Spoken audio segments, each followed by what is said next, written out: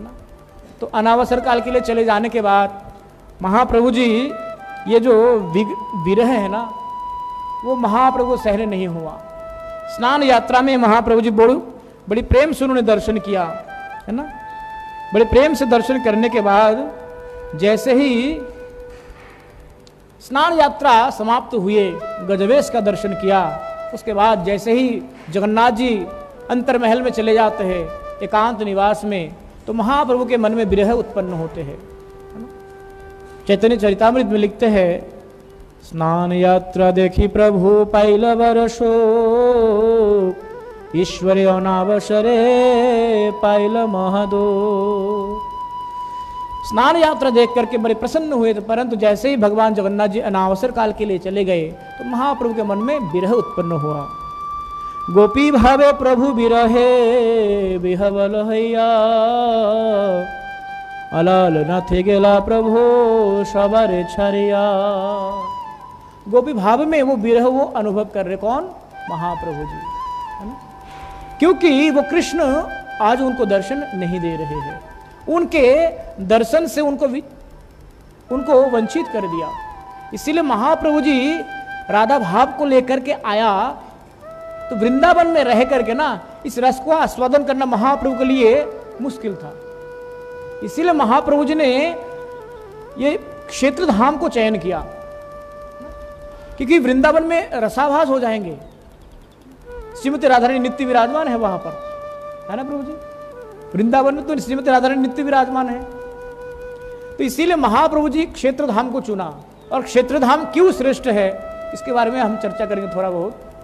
तो क्या हुआ कि श्रीमन महाप्रभु गोपी भाव में जगन्नाथ जी के अदर्शन में बहुत व्यथित होकर के अलालनाथ में चले गए।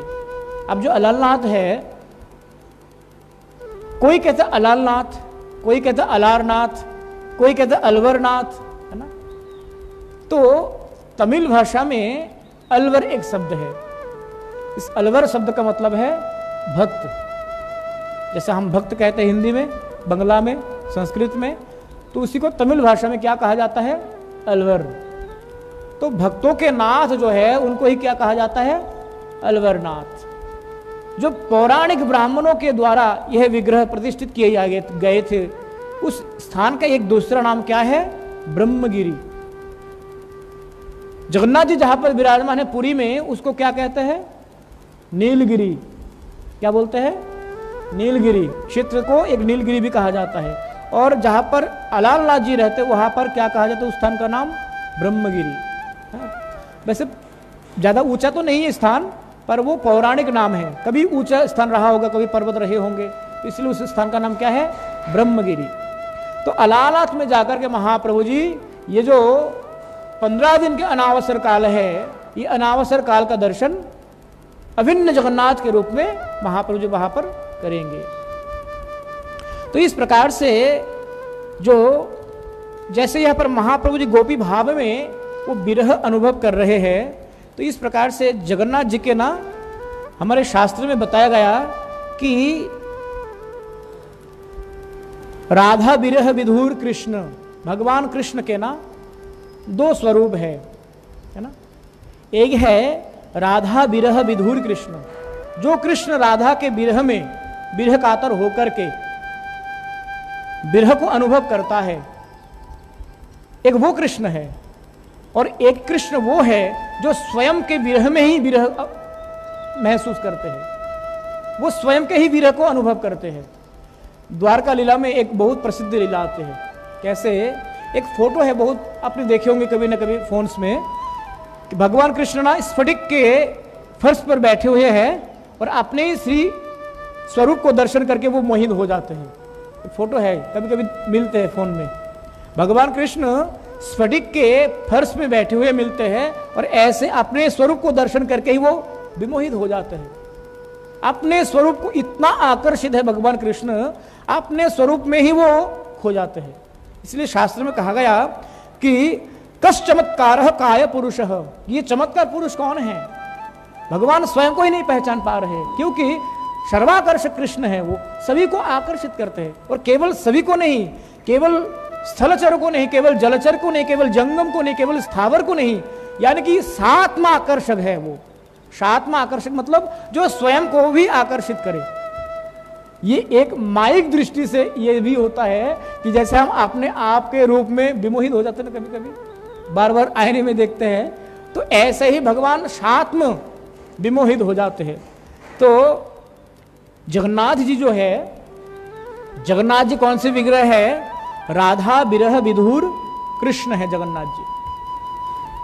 जैसे द्वारका लीला में ये कहानी सुने हमने, लीला सुनने हमने, किस प्रकार से भगवान कृष्ण ने जब महिषियों के द्वारा रोहिणी माता ने ये कथा सुनाई थी 16,108 महिषियों को अंतर महल में, और घटनाक्रम से जगन्नाथ और भगवान कृष्ण और बलराम जी आ पहुँचते वहाँ पर, और उनके कथा में इतनी रस है, इतने रस है कि उस कथा में इतना निमग्न हो गए कि वे स्वयं को रोक नहीं पाए, वे पूर्ण विगलित हो गए।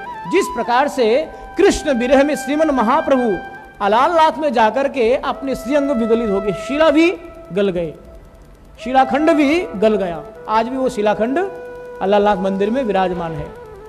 तो जगन्नाथ जी का स्वरूप का प्रादुर्भाव कब हुआ?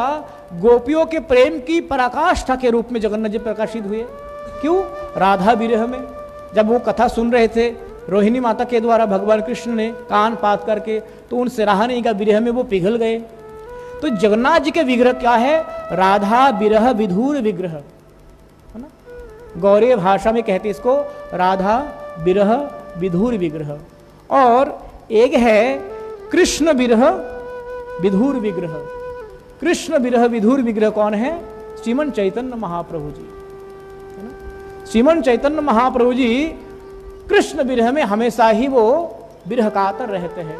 यद्यपि हमारे गुरु जी लिखते हैं उसमें गुरुवाणी के अमृत बिंदु नामक ग्रंथ में कि राधा और कृष्ण दोनों अभिन्न ही है, दोनों एक ही है, परंतु कृष्ण लीला प्रतिपादन के लिए दोनों अलग अलग रूप में आकर के लीलाएं की उन्होंने। जब लीला संपन्न हो गया, जब उनके उद्देश्य सफल हो गए, तो फिर से दोनों एक होकर के फिर कलयुग में चैतन्य महाप्रभु के रूप में प्रकट होते हैं, है ना। तो इसीलिए महाप्रभु बनकर के आने का मुख्य उद्देश्य क्या है? मुख्य उद्देश्य ही है श्री राधाया प्रणय महिमा कीदृशोबानयैवा, कि राधा रानी भगवान कृष्ण के प्रति इतना आकर्षित क्यों है, और इतना लांछना के बावजूद, इतने तिरस्कार के बावजूद, इतने अपवाद के बावजूद भी वो क्यों इतना भगवान कृष्ण के लिए अपने आप को विरह कातर अवस्था में रखती है। श्री राधाया प्रणय महिमा कीदृशोबानयैवा, मधुरिमा, कि वो माधुर्य शक्ति कौन सी शक्ति है जो हमेशा ही राधा रानी को कृष्ण की तरफ खींचती रहती है। ये मुख्य विषय को समझने के लिए चैतन्य महाप्रभु जी राधा कृष्ण के मिलित तनु के रूप में कलयुग में आए। परंतु कृष्ण के जो भाव है ना, कृष्ण के भाव को महाप्रभु जी के रूप में उन्होंने बहुत कम प्रकाशित किए, बहुत कम, ना के बराबर। कभी कभी अपने भक्तों को रूप दर्शन देने के लिए उन्होंने कुछ प्रकाशित किए होंगे, अधिकतर उन्होंने राधा भाव का आस्वादन किए। चैतन्य महाप्रभु जी जब तक गंभीरा में विराजमान होते थे, मतलब जितने समय गंभीरा में रहे उतने समय उन्होंने केवल और केवल विप्रलंब रस को आस्वादन किए, है ना। एक है संभोग रस, है एक विप्रलंब रस। संभोग रस क्या है? प्रिया प्रियतम, जैसे मतलब जैसे हमारे जो मानो भगवान कृष्ण और राधा रानी है ना, वो दोनों एक साथ लीला कर रहे हैं, साथ में हैं, कुछ झगड़े हो गए, कभी मनमुटाव हो गए, फिर कभी उनके आपस में ही बातें शुरू हो गई, फिर गुस्से कर गए। तो ये साथ साथ रहने का ये जो है इसको संभोग रस कहते हैं। परंतु विप्रलंब रस वो है जो विरह के चरम पराकाष्ठा में पहुंचे हुए रस, है ना। तो महाप्रभु जी हमेशा उस विप्रलंब रस को आस्वादन करते थे और इसको सर्वश्रेष्ठ रस में गिना गया। तो जगन्नाथ जी के ही एक स्वरूप श्रीमन चैतन्य महाप्रभु जी है ना। जगन्नाथ जी के एक स्वरूप क्या है? श्रीमन चैतन्य महाप्रभु जी कौन से स्वरूप है कि वो कृष्ण होकर ही कृष्ण के विरह को किस प्रकार से अनुभव कर रहे हैं, ये उन्होंने अनुभव करने के लिए चैतन्य बन करके आया। और आगे कहते हैं कि ये जो चैतन्य महाप्रभु जी है, ये चैतन्य महाप्रभु जी सचल विग्रह है जगन्नाथ जी के। महाप्रभु जी शब्द जो है ना, ये आज तो कई लोगों ने अपने नाम के वल्लभाचार्य जी को महाप्रभु कहते हैं, है ना। यद्यपि वल्लभाचार्य जी महाप्रभु के अनुयायी थे, है ना प्रभु जी। वल्लभाचार्य जी महाप्रभु के अनुयायी थे, बाद में उन्होंने अलग परंपरा उन्होंने प्रारंभ किया, वो अलग विषय है। तो महाप्रभु पदवाच जो है तत्कालीन समय में दो जो महान, मतलब उसमें कौन सा पदवाच्य हम लगा नहीं सकते। केवल उस समय में महाप्रभु जगन्नाथ जी को कहा जाता था और श्रीमन चैतन्य महाप्रभु को। ये बात कईयों को उन दिनों में हजम नहीं हुआ था। ओडिशा में कई पंडित तो बहुत चिढ़ते थे, कह रहे महाप्रभु जगन्नाथ है, इनको हम क्यों महाप्रभु बुलाए। ये बहुत बड़ा एक रहस्य है अपने आप में। तो महाप्रभु कहा जाता था कि ये सचल जगन्नाथ है। सचल मतलब ये सचल होकर के एक स्थान से दूसरे स्थान में जाकर के लीलाएं कर रहे हैं, और जगन्नाथ जी तो अपने ऐश्वर्य रस में रह करके अपने मंदिर में लीला करते हैं। तो इस प्रकार से जो महाप्रभु जी है वो कृष्ण विरह विधुर विग्रह है। ओडिशा में भी ना 4 धाम है। जैसे हम जब जाएंगे केदारनाथ में, वैसे तो द्वारका धाम जो है वो मुख्यतः द्वापर युग के धाम है। 4 धाम है ना, 4 युग के 4 धाम है। तो द्वारका में जब द्वापर में जब आप उसमें जाओगे बद्रीनाथ में, है ना, बद्रीनाथ में जब जाओगे आप, बद्रीनाथ कौन से युग के धाम है? सत्य युग के धाम है। बद्रीनाथ सत्य युग के धाम है, द्वारका द्वापर के है, रामेश्वरम त्रेता युग के है, और कलयुग के जगन्नाथ जी है। तो ऐसे ही ओडिशा में जैसे आप केदारनाथ में जाओगे, बद्रीनाथ में जाओगे, वहां पर 4 धाम, छोटे 4 धाम है, यमुनोत्री, गंगोत्री, केदारनाथ, बद्रीनाथ। ऐसे ही आप रामेश्वरम में जाओगे, वहां भी छोटे 4 धाम आपको मिलेंगे। तो ऐसे जब आप जगन्नाथ जी में जाओगे ना, क्षेत्र धाम जहाँ पर 4 धाम का एक 4 धाम है वो, तो वहां भी छोटे छोटे 4 धाम मिलेंगे आपको। कौन कौन से? जैसे पुरी, जो पुरी क्षेत्र है जिसको शंख क्षेत्र भी कहा जाता है, एक है, और दूसरा है भुवनेश्वर जहाँ पर लिंगराज विद्यमान है।